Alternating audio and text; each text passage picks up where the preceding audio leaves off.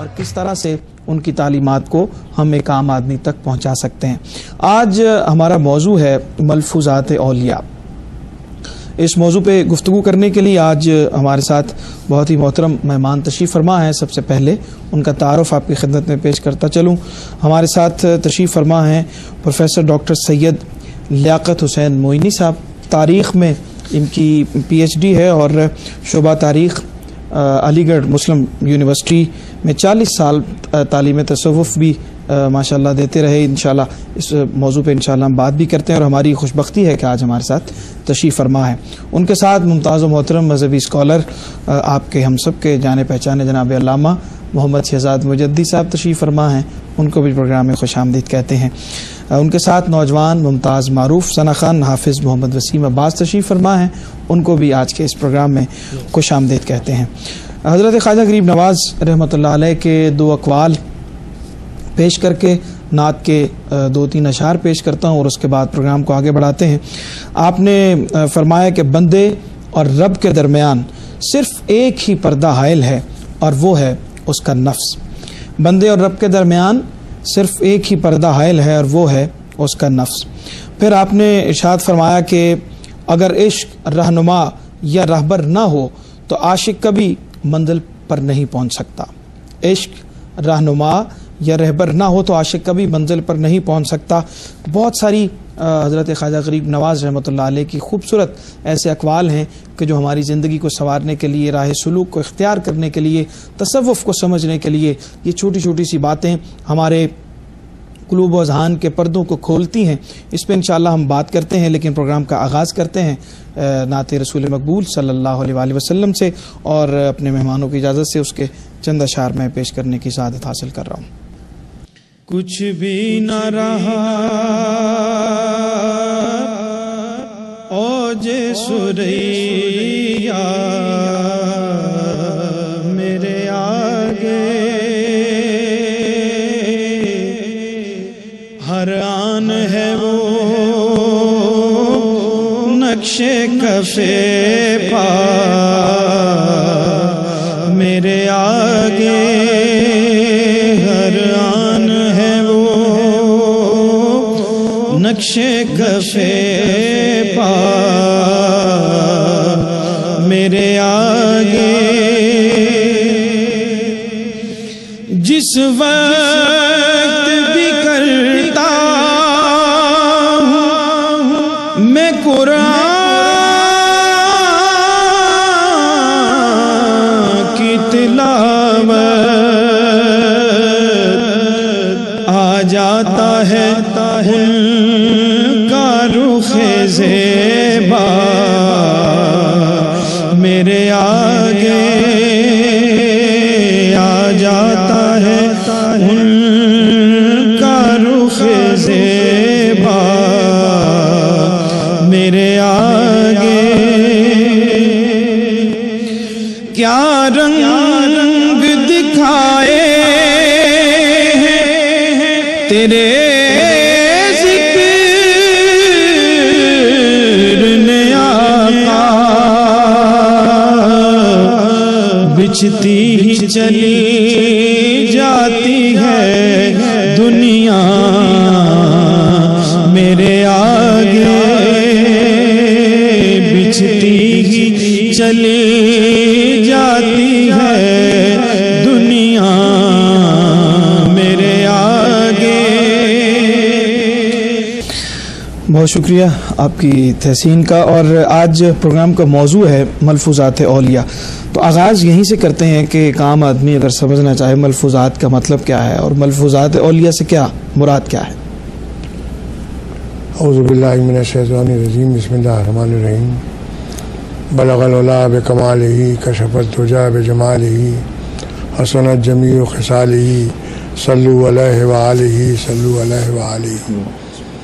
بغیر زاب بلا افتاد کشتی، زئی فانو شکستہ رات و پشتی، باقی خواجہ عثمان ہارونی، مدد کن یا معین الدین چشتی، مدد کن یا معین الدین چشتی.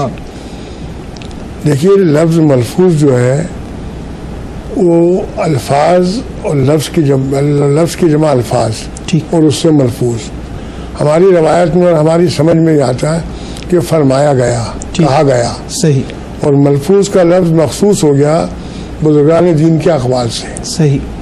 اس طرح نبی کریم صلی اللہ علیہ وسلم کی احادیث ہیں بلا شبہ اس میں کوئی احادیث میں سرکار کا فرمان ہے.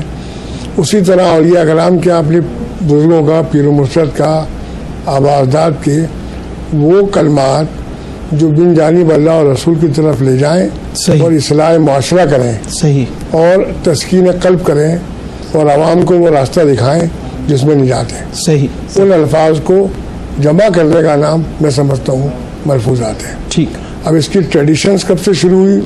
جہاں تک میرا اندازہ تاریخ کا طالب علموں میں شیخ ابو سعید ابو خیر کے ملفوظات مکمل طور پر ترتیب کیے ہوئے پہلی مرتبہ ملتے ہیں. صحیح. ان کی رباعیات بھی ہیں اور ان کے ملفوظات کو اسرار التوحید فی مقامات ابو سعید ان کے پوتے نے جمع کیے. بہرحال اس کے پہلے جتنے اولیاء کے نام رہے ان کے ملفوظات شاذ و نادر دوسری جگہ کتابوں میں ملتے ہیں جن کو کہتے ہیں بایوگرافیز. ٹھیک. ان کی جو کارنامے لکھے گئے، کہیں حضرت جنید بغدادی کا ملفوظ ملتا ہے، کہیں حسن بصری کا ملتا ہے، بے حساب ملفوظات ہیں. وہ کشف المحجوب میں داتا گنج بخش نے ان کے حوالے دیے ہیں. ٹھیک. لیکن جو مرتب کردہ ملفوظات کی بات ہو رہی ہے وہ شیخ ابو سعید سے شروع ہوئی ہے. ہندوستان میں اس کا رواج جو شروع ہوا وہ حضرت خواجہ معین چشتی کے آنے کے بعد شروع ہوا. صحیح. صحیح. داتا صاحب کی کتاب کشف المحجوب پوری بایوگرافی ہے اور اس میں ملفوظ بھی ہیں. صحیح. دوسرے تصوف کے معاملات بھی ہیں، سما پہ بھی بحث ہے. مخصوص ملفوظات کے سرکار کے فرمائے ہوئے مجالس میں کیا کیا کس کس ٹاپک پر عنوان کے تحت. صحیح. تو پہلا ملفوظ جو ہماری نگاہ میں آتا ہے وہ آتا ہے انیس الارواح. صحیح. حضرت سرکار خواجہ عثمان ہارونی کے ملفوظات جو مرتب کیے حضرت خواجہ معین چشتی نے. صحیح. اس کے بعد سلسلہ چلا. بڑی عجیب بات میں آپ کو بتاؤں گا کہ مشہور ملفوظات ہیں کچھ ناپید بھی ہو گئے. ہمارے جد امجد خواجہ فخر الدین گلدیزی نے جو خواجہ صاحب کے خلیفہ خادم تھے ان ملفوظات کو جمع کیا تھا.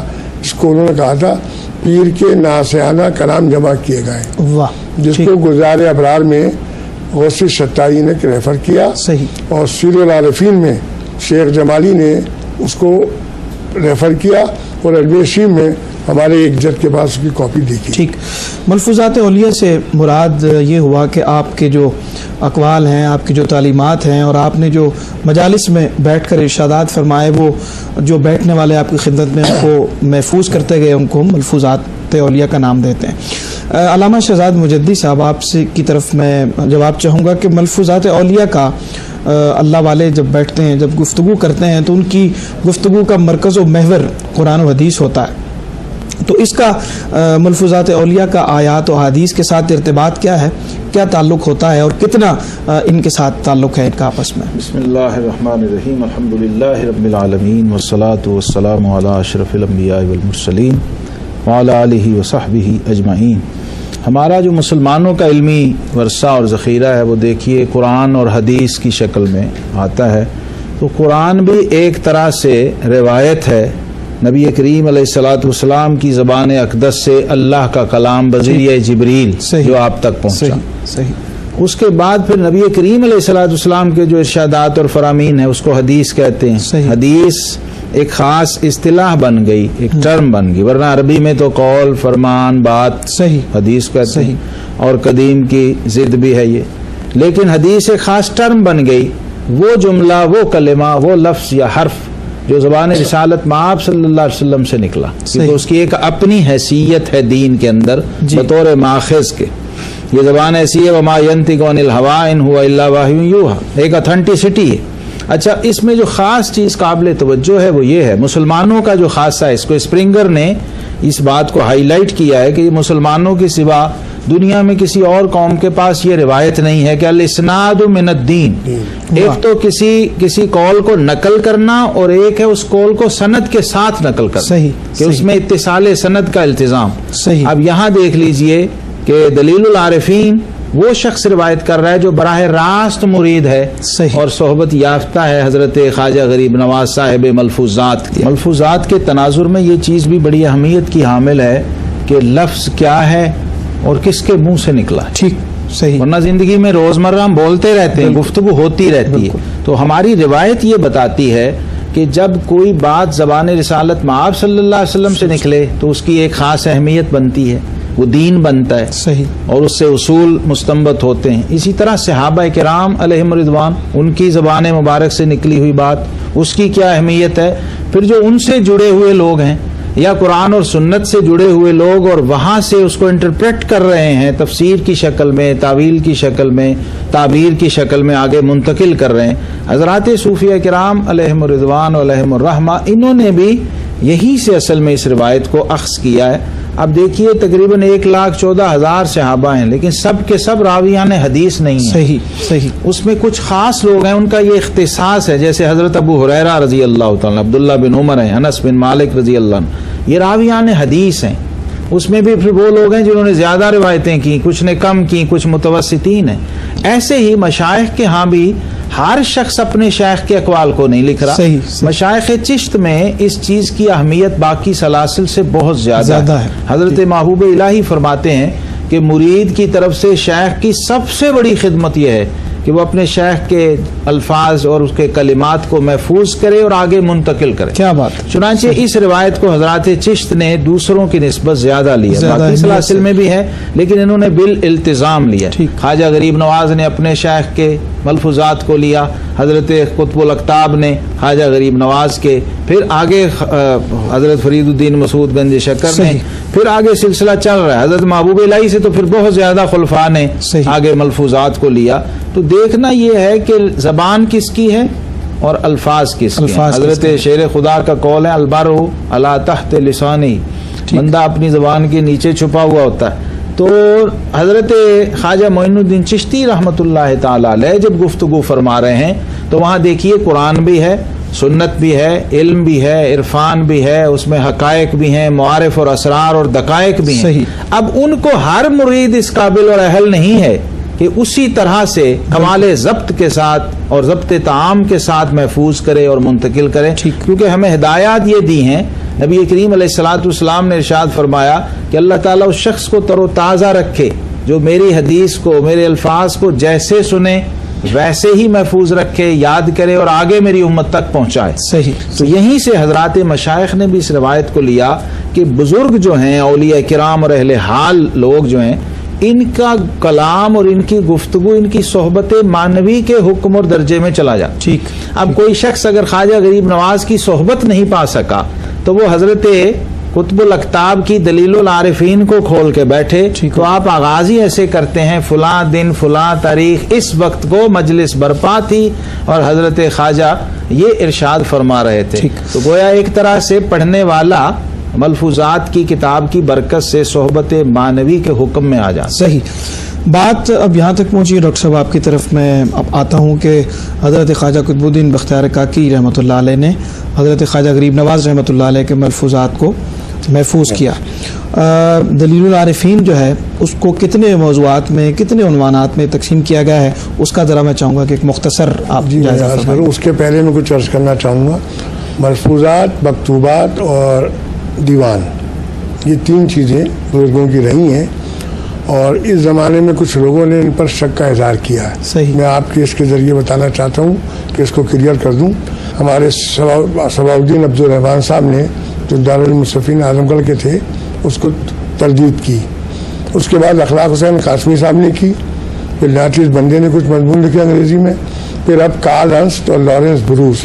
میرا کہنے کا مقصد یہ کہ وہ دلیلیں بیکار ہو گئی ہیں اور لوگوں کو یہ احساس ہو گیا ہے کہ ملفوظات میں ایک دو غلطی نام کی، جگہ کی یا تاریخ کی، صحیح، اس کو آپ مسترد نہیں کر سکتے.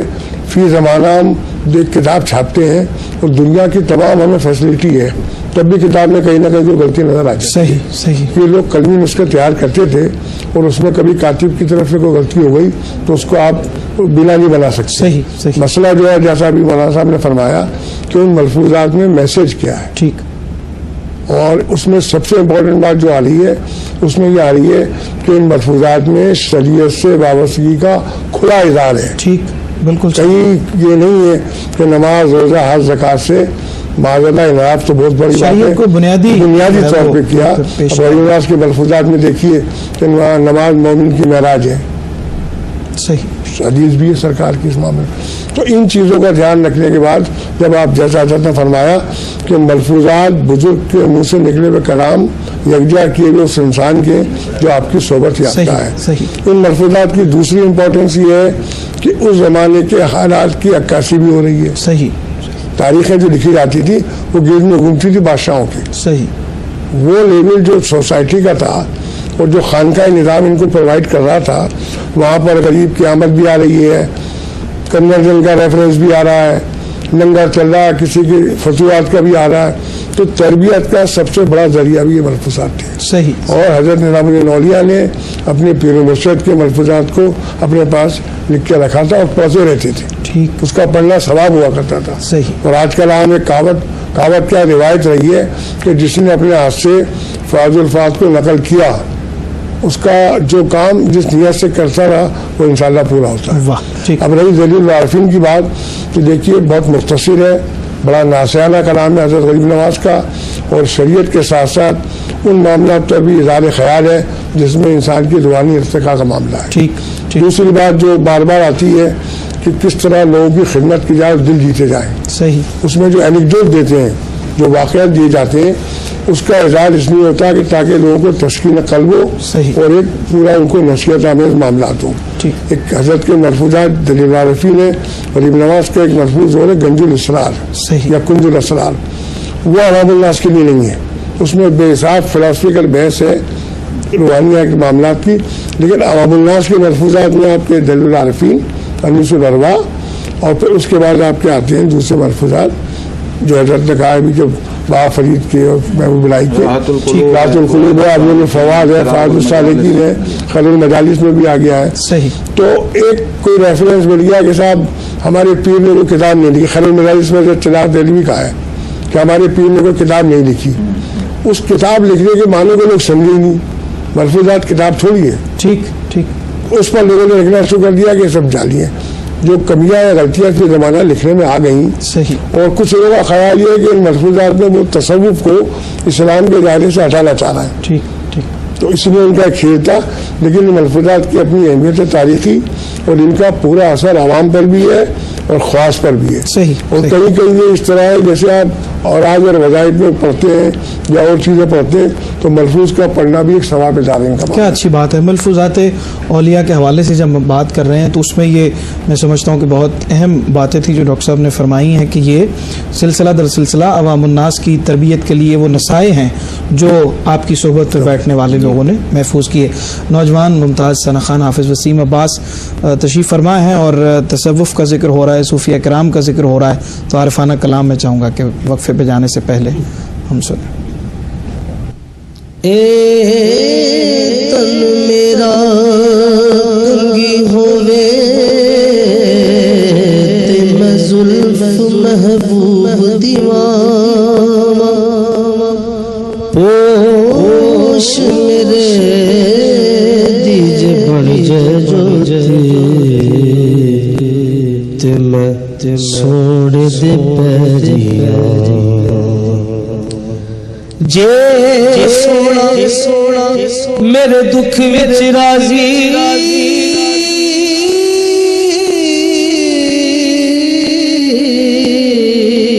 تے میں سکھ نو چلے غلام فریدا کت مل پیسوں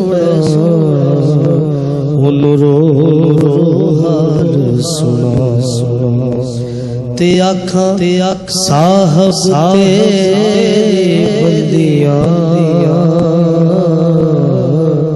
چنگیاں کے مندیاں صاحب تیری بندیاں چنگیاں یا مندیاں چنگیاں یا مندیاں صاحب تیری بندیاں چنگیاں یا مندیاں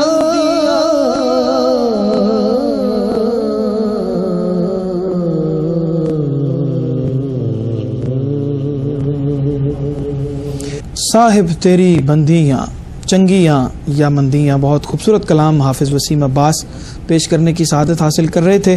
یہاں پہ ایک بریک کا وقت ہوا ہے، ہمارے ساتھ رہیے. کے لیے کھول دیتا ہے وہ اللہ کی طرف سے نور پر ہوتا ہے. یہ قاعدہ ہے شریعت کا، کوئی شے از خود حرام نہیں ہوتی. ابو بکر تم صحابی بنا دیے گئے، تو جس کو خدا نے صحابی بنایا اس کی صحابیت کو کوئی رد نہیں کر سکتا. اسلام نفع بخشی کا دین ہے، رحمت اور شفاعت کا دین ہے، جبر و بربریت کا دین نہیں ہے. مجھے تاریخ اسلام میں کوئی مسلک، مکتب فکر اور کوئی طبقہ 5-10 علماء کا بھی ایسا نہیں ملا ایک مکتب فکر جو تصوف کا مطلقاً انکار کرتا ہو. اسلام کے مختلف فکری، اعتقادی، سائنسی اور عصری موضوعات پر شیخ الاسلام ڈاکٹر محمد طاہر القادری کے خطابات کا سلسلہ روزانہ صرف QTV پر.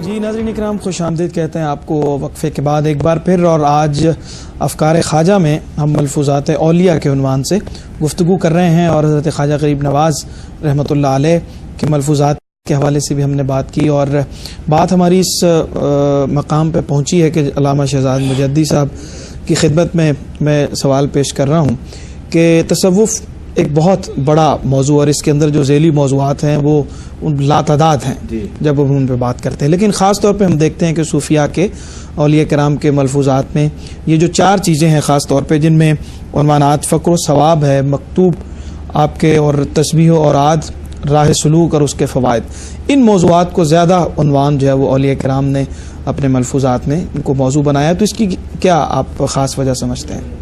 اصل میں مشائخ چشت کا ایک رجحان ہے. جیسے اس کو سمجھنا ہو تو پہلے ہمیں سمجھنا ہوگا کہ صوفیاء کے مختلف مشارب ہیں، اپنے اپنے مشرب ہیں. صحیح. اس مشرب کے تحت پھر ان کی ترجیحات کا تعین کیا جاتا ہے. ہم سلسلہ چشت کی بات کر رہے ہیں. صحیح. اب ان پر نسبت عشق کا غلبہ ہے صحیح. ہر حال میں. تو یہ اگر شریعت اسلامیہ سے بھی اپنے لیے جو راہ چنیں گے، جیسے توبہ سے لے کر رضا تک جو مقامات عشرہ ہیں تصوف کے، سلوک کے، تو ان میں دیکھنا ہے کسی کا رجحان توبہ کی طرف زیادہ ہوگا، کسی کا رضا کی طرف، کسی پر توکل کا غلبہ ہوگا، کسی پر خشیت کا غلبہ ہوگا. تو مشائخ چشت جو ہیں، اگر ان کے سلوک کو سمجھنا ہو تو یہ 4 چیزوں میں انہوں نے اس کو بند کر دیا ہے کہ اللہ تبارک و تعالیٰ کے ساتھ آپ کا تعلق جو ہے وہ مبنی بر فقر ہونا چاہیے. صحیح. کیونکہ قرآن کہہ رہا ہے واللہ الغنی وانتم الفقراء. صحیح. اللہ کو یہ پسند ہے کہ وہ غنی ہے اور اس کے علاوہ جو کوئی ہے وہ اس کا فقیر ہے. واہ. اور اس کے در پہ وہ فقیر بن کے رہے اور فقر کو اس کے حقیقی معنوں میں لے. صحیح. جہاں پر فے سے مراد فاقہ ہے، قاف سے مراد قرب ہے اور رے سے مراد رضا ہے. صحیح. اس معنویت کے ساتھ یہ اس فقر کو لیتے ہیں. صحیح. گویا خلط فقر ہے جو انہوں نے ہر وقت اپنے اوپر اوڑی ہوتی ہے. اور اس کے اندر پھر آپ دیکھیں ان کے ہاں ایک اور اصطلاح ہے مشائخ چشت میں، کلاه 4 ترکی یہ پہناتے ہیں. واہ. ترک ہے اس میں، ترک دنیا، ترک عقبہ، ترک حرص و ہوا، اور ترک خواہش، اور ترک دنیا، لوگوں کی یعنی دنیا کی مذمت اور تحسین سے آپ کا ماورا ہو جانا اور مبرہ ہو جانا. صحیح. تو سلوک کے اندر ان 4 مقامات پر جو دلیل العارفین میں توجہ زیادہ دلائی گئی ہے، اس سے ہمیں یہ زیادہ بات واضح ہوتی ہے کہ خواجہ غریب نواز کا رجحان اور جامع ملفوظات کا رجحان، حضرت خواجہ قطب الدین مختار کاکی رحمہ اللہ، ان دونوں بزرگوں کا رجحان اس کی طرف ہے. اور انہوں نے ٹرینڈ سیٹ کر دیا بعد والوں کے لیے. صحیح. جو بھی مرید، جو بھی خلیفہ بعد میں سلسلہ میں آئے گا وہ ان ترجیحات کو سامنے رکھے گا. اور ان ترجیحات کو سامنے رکھنے کی وجہ ہے کہ آپ کو یہ قدر مشترک تمام مشائخ چشت میں ملتی ہے کہ انہوں نے دنیا سے اس طرح سے تعلق رکھا ہے کہ اگر بادشاہ وقت اور حاکم وقت خود چل کے بھی آ گیا ہے تو دوسرے دروازے سے باہر چلے گئے. واہ. اور حضرت فرید الدین مسعود گنج شکر رحمۃ اللہ علیہ کا شعر آفاق قول ہے کہ جس کا نام حاکم وقت کے دفتر میں لکھ دیا گیا اس کا نام حاکم حقیقی کے دفتر سے کٹ جاتا ہے. واہ واہ. یہ مشرب تھا جو ان کو وراثت میں ملا ہے. اور انہوں نے ہمیشہ نبی کریم علیہ الصلوۃ والسلام کی سنت کے اتباع میں فقر کو غنا پر ترجیح دی اور ہمیشہ راہ ثواب کو اختیار کیا ہے. صحیح. جہاں ترجیحات کے اندر بھی ایک رخصت ہوتی ہے، ایک عزیمت ہوتی ہے. مشائخ چشت نے ہمیشہ عزیمت کو ترجیح دی، اگرچہ اس میں آپ کے پاس رخصت ہو بھی، لیکن یہ فرماتے ہیں کہ نہیں، روزہ صبح رکھ کے شام کو نہیں کھولنا، 7 دن بعد کھولنا ہے، واہ اور وہ بھی کسی تر نوالے سے نہیں کھولنا بلکہ نیم کے پتے سے کھولنا ہے واہ یا ایک سوکھے روٹی کے ٹکڑے سے کھولنا ہے۔ ان کی ترجیحات جو ہیں زہد کا، چونکہ ریاضت کا، مجاہدے کا ان پر غلبہ ہے اور نسبت عشقی کا غلبہ ہے، اس کے تحت جتنے مقامات اس کے ذیل میں آپ کو ملیں گے وہ سب کے سب اپنی نفی پر مبنی ہوں گے، جہاں پر فنائیت کی کیفیت ہوگی اور نفی حرص و ہوا ہو رہی ہوگی، خواہش کا ترک ہو رہا ہوگا۔ اس کے تحت خواجہ صاحب دلیل العارفین کے اندر ان چاروں مقامات کو ترجیحاً لائیں۔ یعنی خاص طور پہ ایک بات میں عرض کر دوں، دلیل العارفین جو ہے دیکھیے اس کا آغاز پہلی مجلس نماز سے ہو رہا ہے، ٹھیک، پھر آگے وضو کی بات ہو رہی ہے، پھر غسل جنابت کی بات ہو رہی۔ یہ ان کی ترجیحات ہیں کہ شریعت کو بنیاد بنائے بغیر کوئی طریقت یا سلوک کی کوئی بھی پرواز جو ہے وہ آپ کو منزل مقصود تک نہیں پہنچا سکتی۔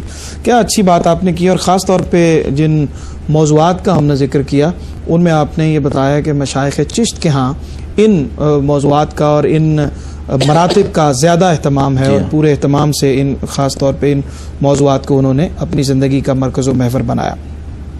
پروگرام کے اختتامی لمحات میں سوال آپ کی خدمت میں پیش کر رہا ہوں۔ حضرت خواجہ غریب نواز رحمۃ اللہ علیہ کا ہر قول ہمارے لیے محبت کی علامت ہے، جہاں افزا ہے ہمارے لیے، ہمارے دل کو تسکین ملتی ہے، فکر کو تسکین ملتی ہے، لیکن خاص طور پہ آپ کی موجودگی کا فائدہ اٹھاتے ہوئے چونکہ آپ کی ایک نسبت بھی ہے حضرت خواجہ غریب نواز رحمۃ اللہ علیہ کے ساتھ، تو کون سے ایسے اقوال ہیں جو آپ سے محبت کرنے والوں کو خاص طور پہ یاد رکھنی چاہیے، جن سے ان کی زندگی بھی بدلے اور آپ کے ساتھ محبت جو ہے اس میں اور اضافہ ہو؟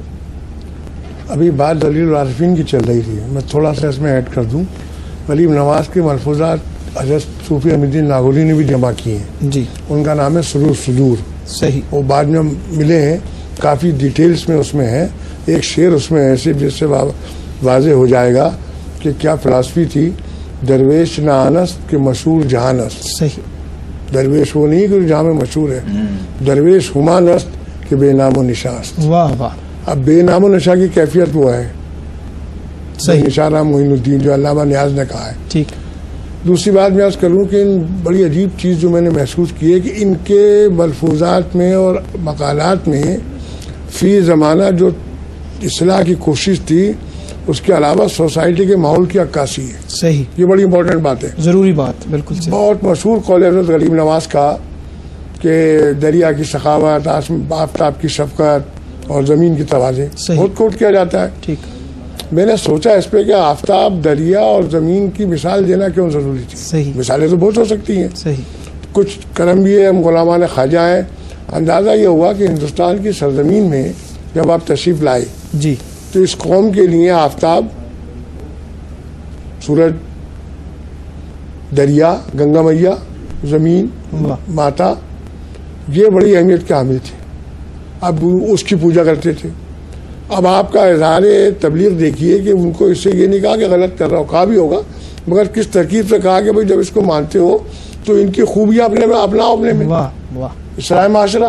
صحیح، پھر میں جو بات کر رہا تھا درویش والی ابھی شعر کا، ایک مقام پہ آپ فرماتے ہیں کہ فقیر یا صوفی یا اہل اللہ کے لیے ایک مقام آتا ہے جب عشق، عاشق اور معشوق ایک ہو جاتے ہیں، واہ، یہ فلسفہ وحدت الوجود ہے۔ صحیح، ابھی ابن عربی پیدا نہیں ہوئے، ابن عربی کا زمانہ غریب نواز کے بعد کا ہے، اور ابن عربی نے وحدت الوجود کو سمجھیے کہ آپ نئی راہ دی ہے، غریب نواز کے ذہن میں وحدت الوجود کا کانسیپٹ ہے۔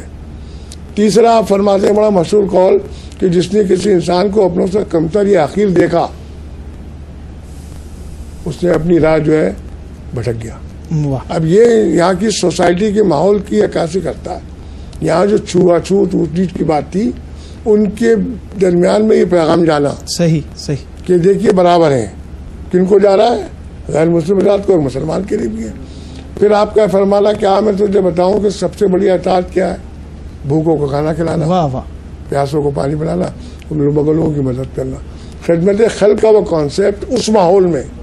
اور ایک بات اور عرض کروں آپ کو، یہ وہ ماحول تھا کہ جب محمود غزنوی کے 11 حملے ہو چکے ہیں، اس کا صحیح عکاسی کرنا آ کے، اور پھر اسی انداز میں آنا، نہ لباس تبدیل ہے، نہ لہجہ تبدیل ہے، نمازیں بھی ہے، روزہ بھی ہے، لباس بھی وہی ہے، تو ایک مرد مجاہد کا معاملہ ہے۔ واہ، اور ان ملفوظات کے ذریعے، اور ان ملفوظات میں ایک بات میں آپ کو اور بتاؤں کہ غریب نواز کے زمانے ہی میں صوفی امیدین لاغرو کے زمانے میں ہندوی کا رواج ہو گیا تھا. صحیح. امیر خسرو بے شک اس کے موجود ہوں، لیکن اس سرزمین میں اس کی جو نیو ڈالی تھی وہ حضرت نے ڈال دی تھی. ٹھیک. اور لوکل لینگویج لوکل ڈائلیکٹ کے اندر محفوظات ہیں. صحیح. بہت شکریہ جناب ڈاکٹر سید لیاقت حسین موئینی صاحب، آپ کی تشریف آوری کا. بہت خوبصورت باتیں آپ کی توسط سے ہمارے ناظرین تک پہنچی. جناب علامہ شہزاد مجددی صاحب، آپ کا بہت شکریہ.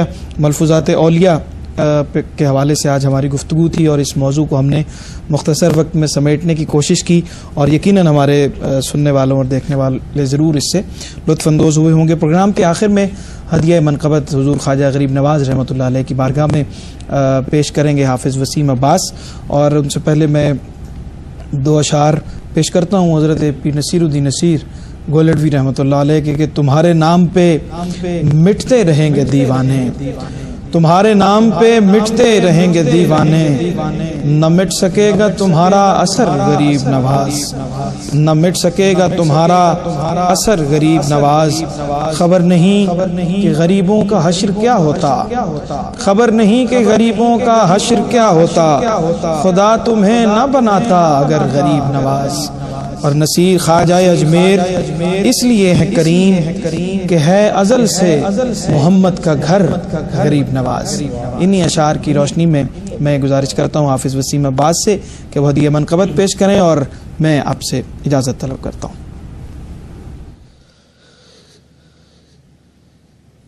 نظریں اٹھا خواجہ پیا بگڑی بنا خواجہ پیا، نظریں اٹھا خواجہ پیا بگڑی بنا خواجہ پیا. آن بسو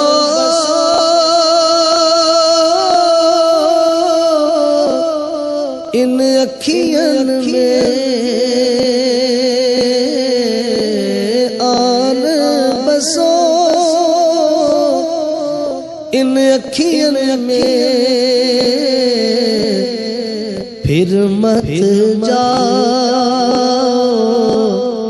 خواجہ پیا، پھر مت جا خواجہ پیا، بگڑی بنا خواجہ پیا. مانا میں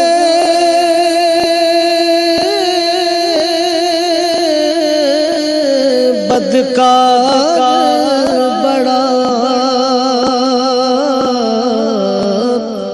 مانا میں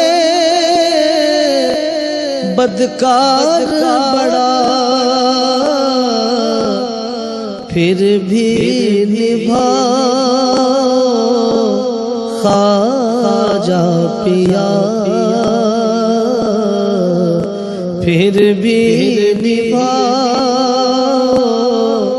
خواجہ پیا،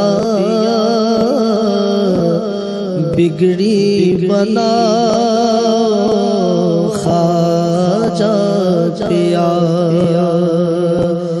بگڑی بنا خواجہ پیا. سونا ہے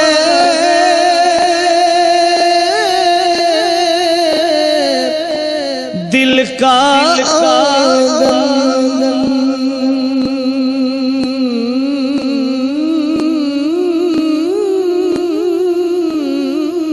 سونا ہے دل کا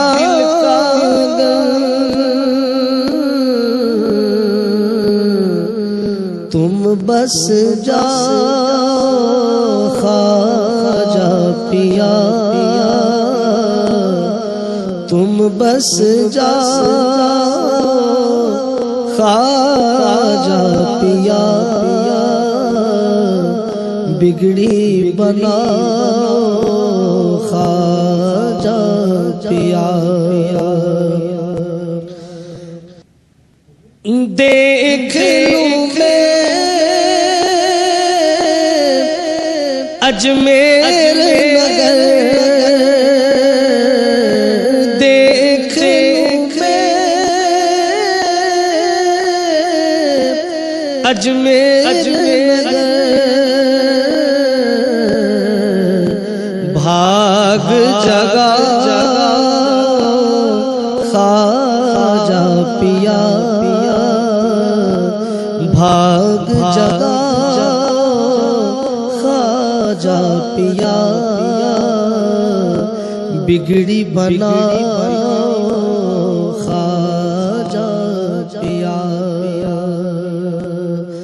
बिगड़ी बना